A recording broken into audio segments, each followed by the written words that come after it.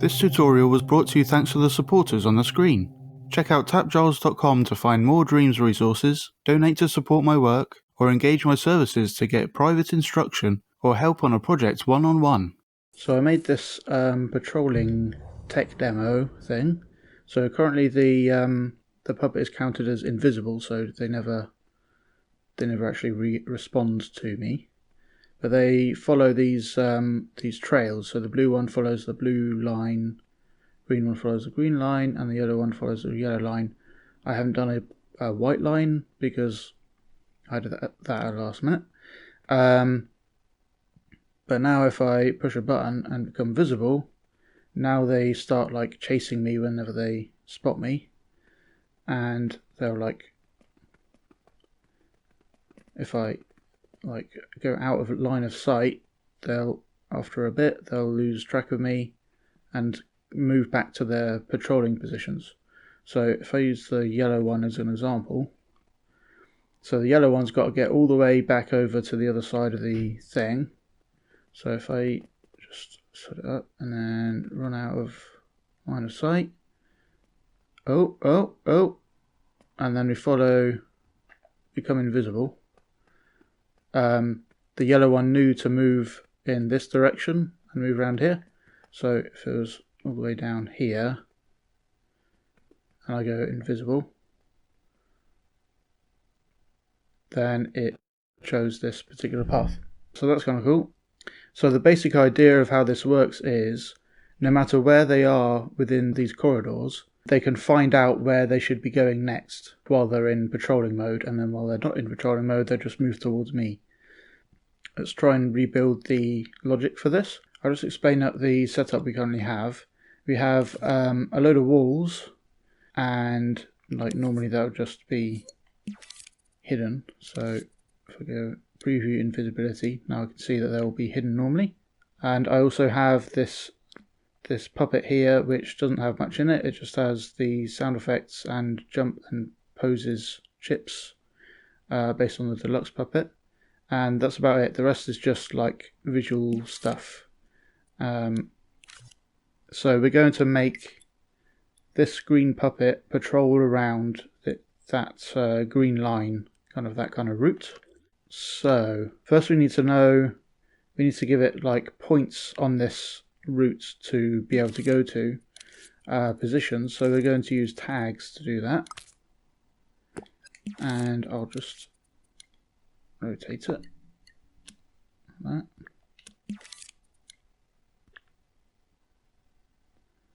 And you can scale these gadgets up and nothing will really happen, so I'll just do that.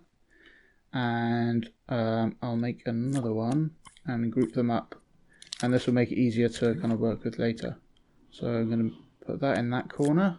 If I look from the top like this, then I can drag that down like that, and then like that, and it kind of stays on this plane because I'm looking quite level downwards.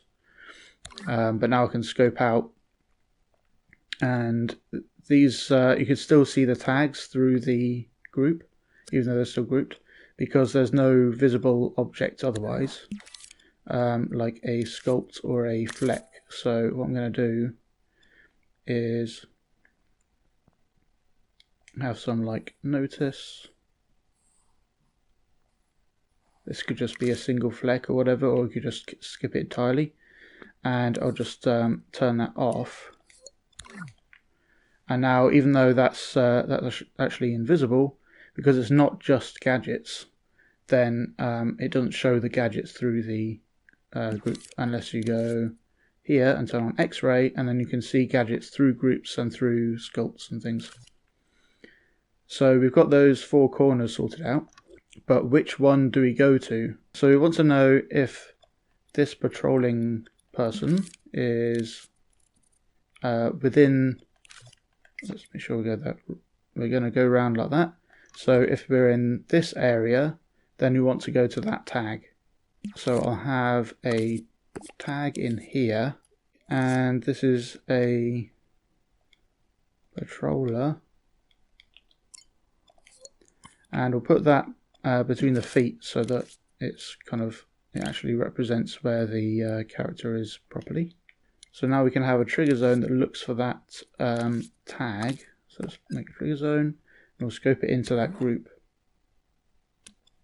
And we'll just put it here. So what I'd like to do, because we might have lots of these trigger zones, I'll put the trigger zone, let's get up a bit, put the trigger zone kind of near the target tag that it's going to point towards.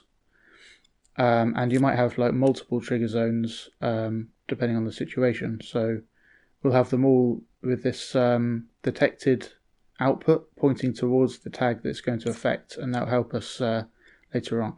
So now I have a trigger zone looking for the tag, and I'll use up and down on the D-pad to go through the tags in the scene. So we've got patroller, and I'll put this in the cube mode. And we kind of want it to cover this whole corridor up to here. So if the character was in this corner, then it would know to go into that corner. Cool, so now we've got that. If you look at this detected output, and we have the character in there, then it's sending a signal out.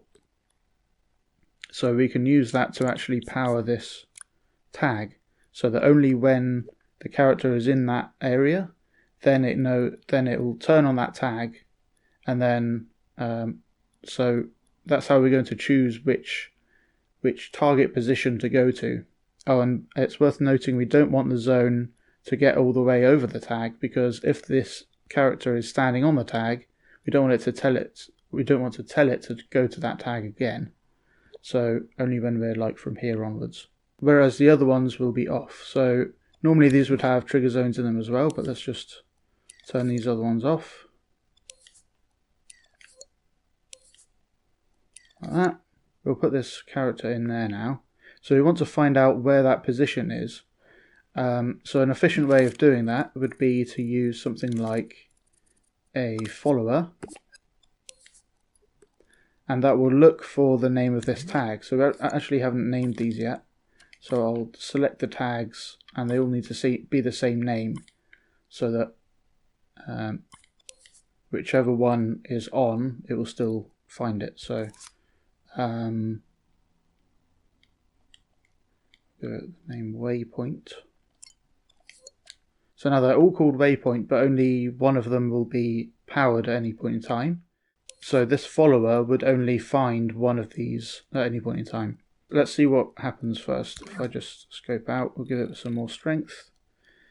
So we're in this zone, and that's powering that tag. And we need to choose that in here. So let's use up and down on the D-pad for the waypoint. And now we'll play time. And it found that tag and is moving towards it. But it also has this target position, which is an output. You can send it a target position, or you can get the target position that is currently using out of it from this output. So if we just display what that is, let's do that. So this is a fat wire with many values going through it. In this case, it's the X, Y, and Z position of the target tag that we found. And then this splitter gadget will split those individual values into into their X, Y, and Z components. Or in this case, it displays it as A, B, and C, because this is just a generic. There's 3 of them, so it's going to label them as A, B, C. So now if I display those on the screen, so it's found that, and while we're walking towards it, you can see it's displaying the position of that tag. But then when we leave that area, there's no longer any tags with that name that are powered, so it just outputs zeros. And it also tells us from the found target output if it's found a target or not. So when it gets to there, there's no target, and it turns off.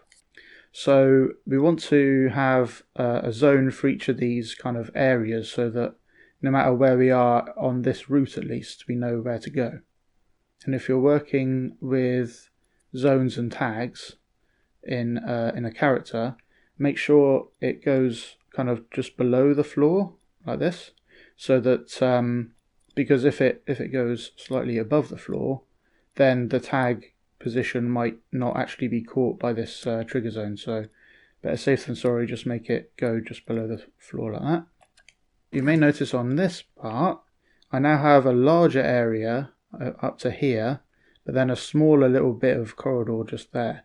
So if they are within either of those, we want to power this. So let's do 2 different trigger zones to cover those properly. That. And then I'll have a second one that is kind of thinner and goes to the end. So let's do that.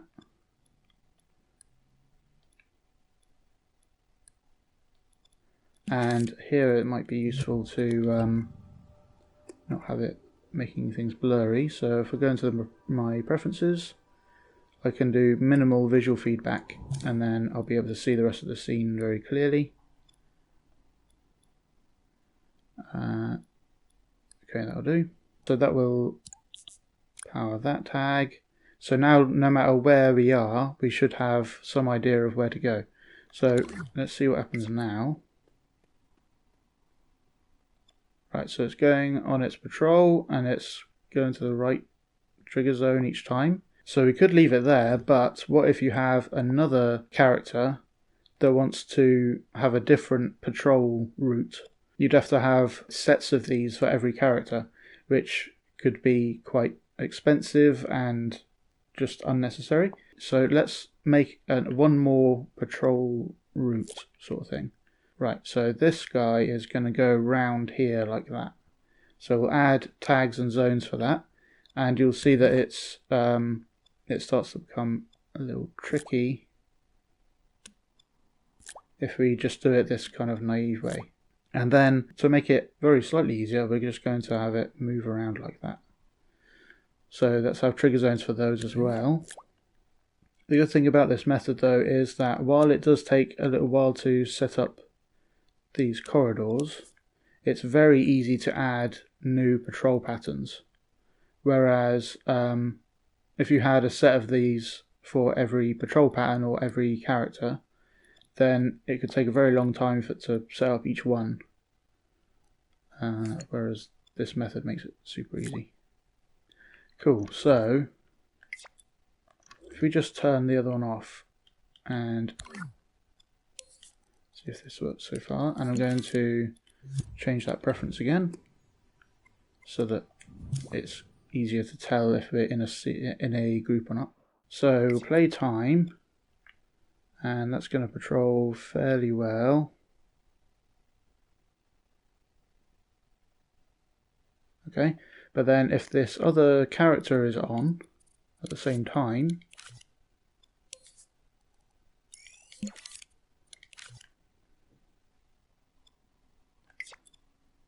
then they'll start interfering with each other and getting caught in each other's patrol patterns, which isn't so good. Right, so we want to, for each of these characters, we want to turn on the trigger zones that it needs and leave the other ones off while it needs to figure out where to go next. So now we need to turn off those trigger zones, and then we'll turn them on depending on which character we want to be figuring out where it's going. So while we want this one to figure out where it's going, we're going to have a keyframe that turns on the patrol route for that character. So that'll be there.